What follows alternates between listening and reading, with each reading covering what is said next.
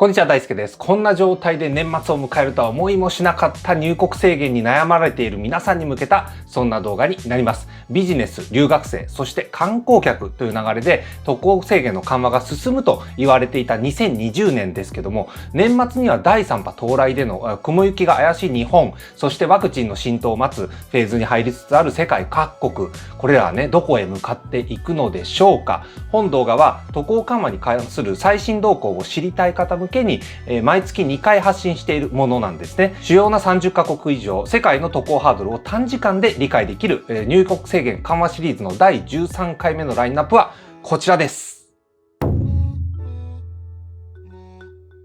1、トラベルバブル足踏みか。アジア圏17カ国あります。2、再感染乗り越えた先に何がある？欧州ということで14カ国を見ていきましょう。3、米国観光リゾートなどの他のね重要国を5カ国見てまいります。先日ですね、国際長距離のカップルの現状についてお話をね、こちらの動画でさせていただいたところなんですけど、非常に多くの反響をいただいたんですよね。それだけ皆さんご苦労されている方が多いんだと思うわけなんですよ。で、この他にもですね、家族に会えないだとか、外国にある自宅に帰ることができないとかね、海外に持つ仕事がストップしてしまった、留学だとかワーホリの予定が大きく崩れてしまった、そんな方がとっても多い今日この頃なんだと思いますけども、本チャンネルでは世界各国への渡航緩和の最新情報をお届けしてまいります。コロナ明けの海外行き待ち望んでいる方、チャンネル登録をして一緒にニューノーマルトラベラーになりましょう。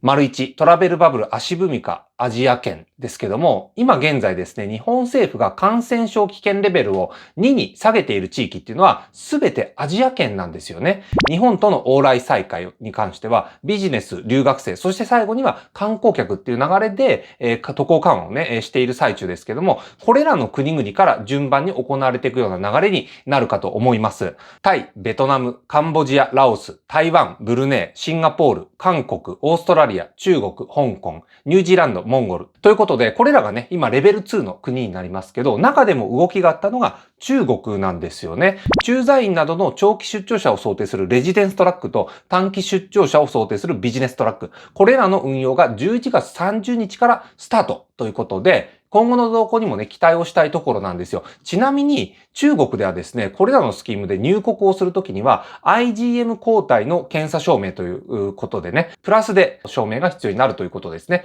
これは PCR 検査の精度が 100% でない点を補う意味でのプラスの検査を意味しているようなんですよ。あとはですね、通常 PCR 検査の証明だとね、72時間以内の指定をされることが多いですけど、中国に関しては48時間以内にね、これが短縮されていますので、この点にも注意が必要なんですよね。今や世界の中でもウイルス根絶という面では一定の実績が上がっている中国ですから、まさに経済再開のための人の往来と徹底した感染対策っていう両立を図っている様子が伺えるんじゃないかと思います。そしてタイではですね、特別観光ビザでの実績、渡航実績、10月分が出てまいりました。トータルで1201名の観光入国があったとのことで、このうちの35名が日本人だったということなんですよね。だからなかなか狭きもんですよね。11月以降は日本がタイ政府が認める低リスク国から除外されていますんでね、ビザ申請を検討される方は注意していきましょう。観光再開のリーダーシップ的動きを見せていたシンガポールですけど、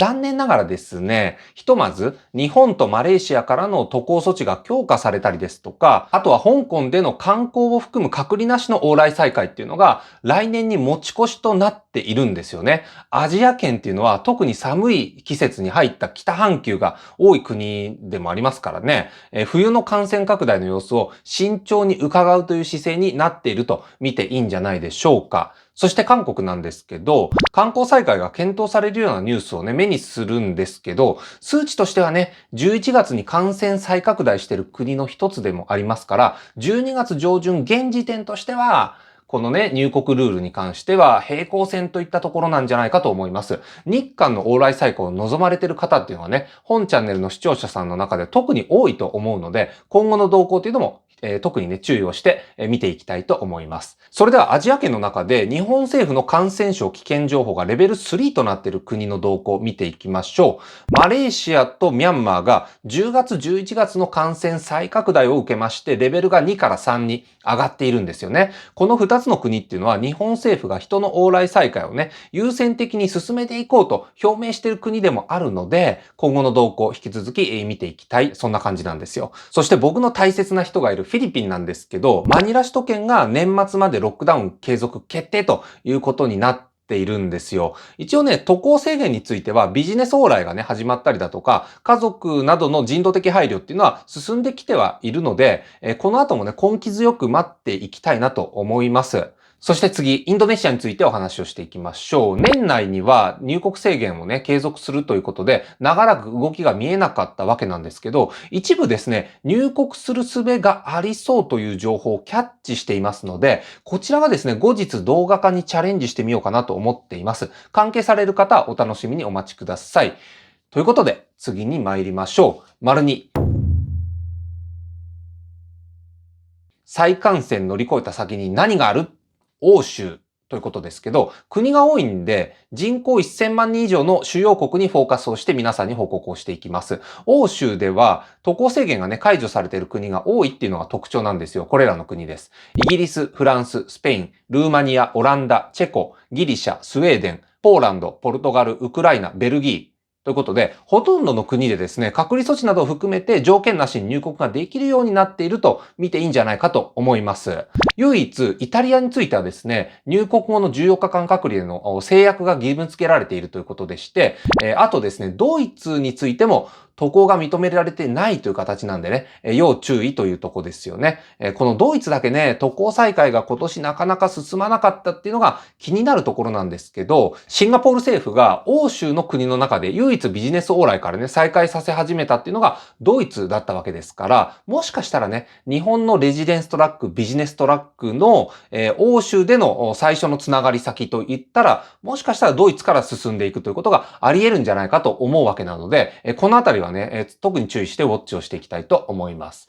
欧州についてはね、この11月に再感染によってほとんどの国がロックダウンに入ってしまいましたよね。入国はできたとしても飲食店が閉まっていたりだとか、国内を自由に移動できないなどのね、規制がかかってますので、特に渡航をされる方はね、注意する必要があるんじゃないかと思います。12月、そして年明けに規制解除がどういう風になされていくのかっていうのは、引き続き注目をしていきたいなと思います。それでは次参りましょう。丸3。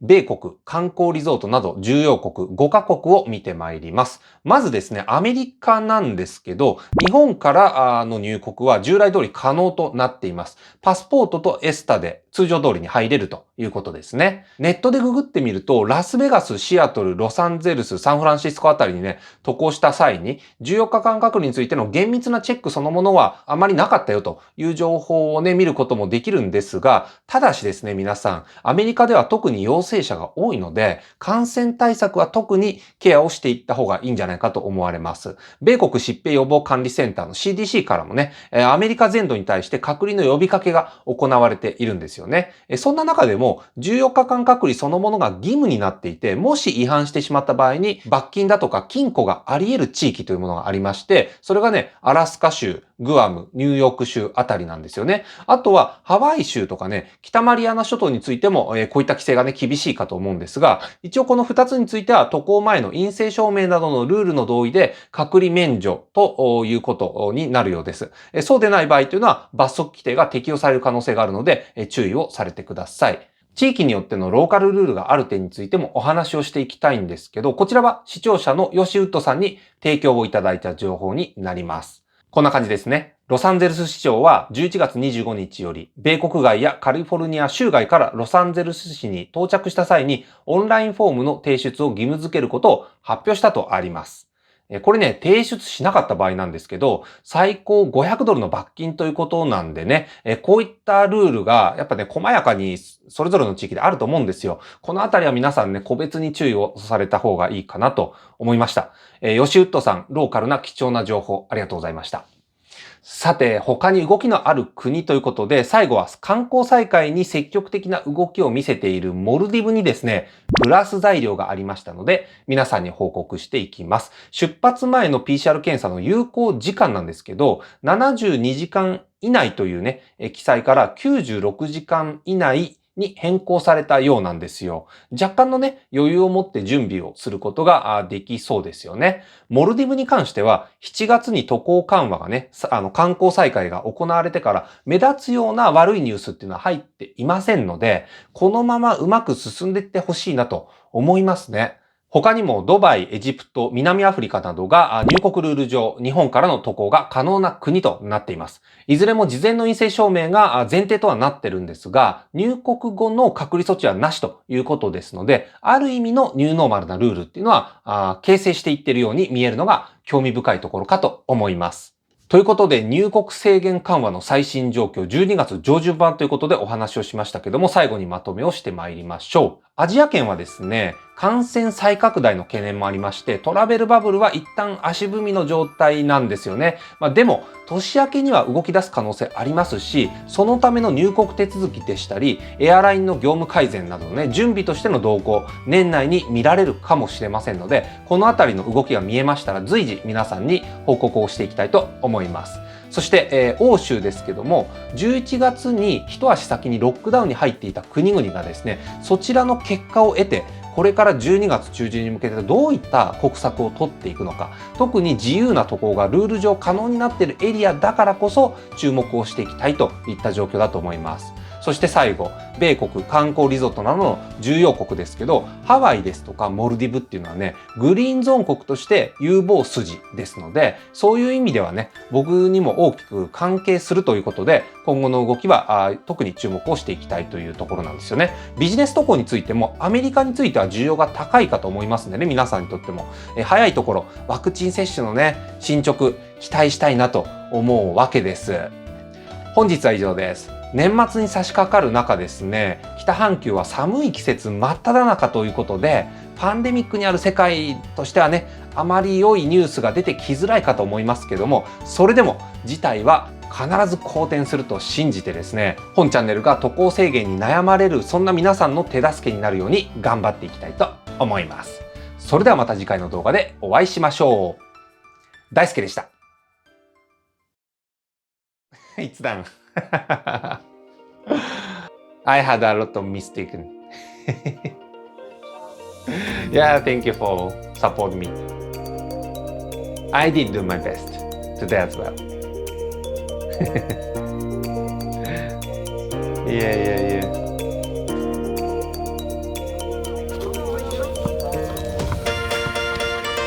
Say hi first. Say hi. How is it? How is it? By the way, it's like a good view, Daichen. Like the sunset. The sunset.